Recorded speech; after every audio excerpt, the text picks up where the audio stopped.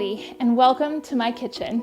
Today we are going to be making one of my favorite recipes, oatmeal cookies. So let's go ahead and get started.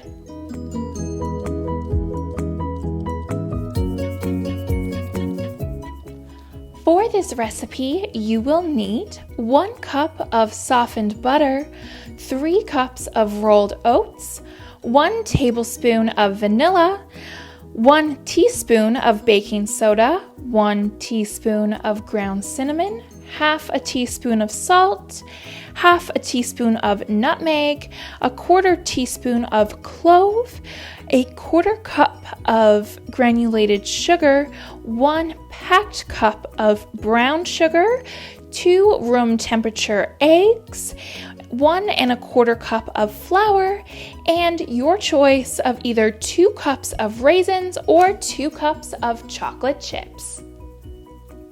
Now that we have all of our ingredients all measured and laid out, we are ready to get started.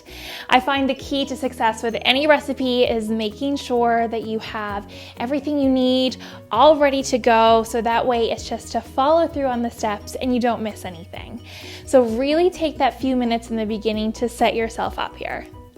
All right, so let's go in. First, we are going to cream our butter.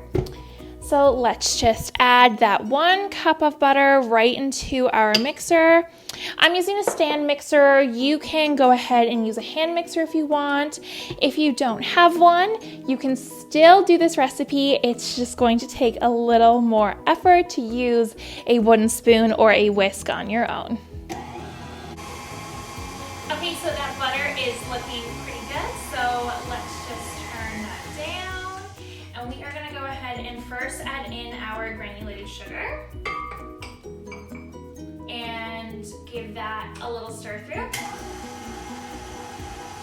All right, that's looking pretty good. So let's go ahead and add in our 1 cup of packed brown sugar. I didn't have any brown sugar, so I'm using golden sugar. It will still work just fine. If you don't have brown sugar, you can go ahead and use granulated sugar. Just keep in mind that you're not going to have as chewy of a cookie. It's going to be a little bit more crunchy.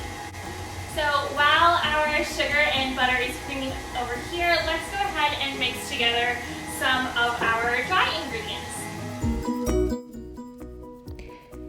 So in a bowl, we are going to whisk together our flour and our spice mix. You want to make sure you thoroughly incorporate it using a whisk or a fork, just so we have an even distribution of flavor throughout all of our cookies. Once you have this done, you can set it aside. Next, let's add in both of our eggs and our vanilla into our butter and sugar mixture.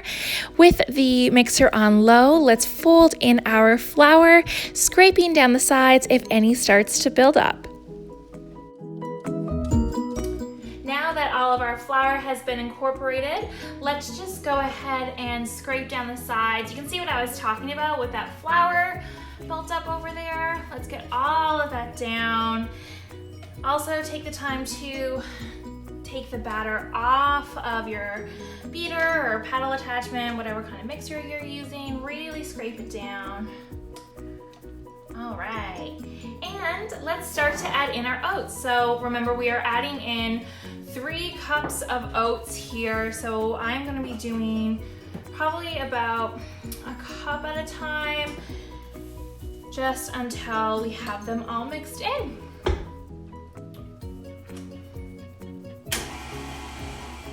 Okay, now that our oats are completely mixed in, we can go ahead and take our bowl out.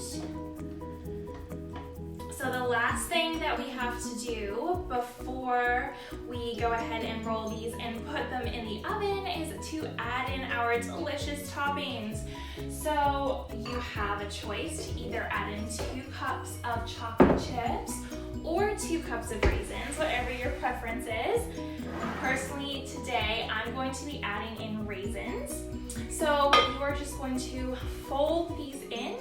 I like to take it off of the stand mixer and just do all of this by hand, just so you can have a little bit more control over it. You can kind of feel it out and see if you need to add some more or not. Once our toppings are completely incorporated, let's go ahead and grab a lined cookie sheet and start scooping out our cookie dough. I typically do 8 1-inch cookie dough balls per pan and slightly flattening out the top of each cookie before putting it in the oven. So I'm gonna go ahead and put these into my oven. I've had it preheating at 350 degrees and I'm going to let them cook for 10 minutes.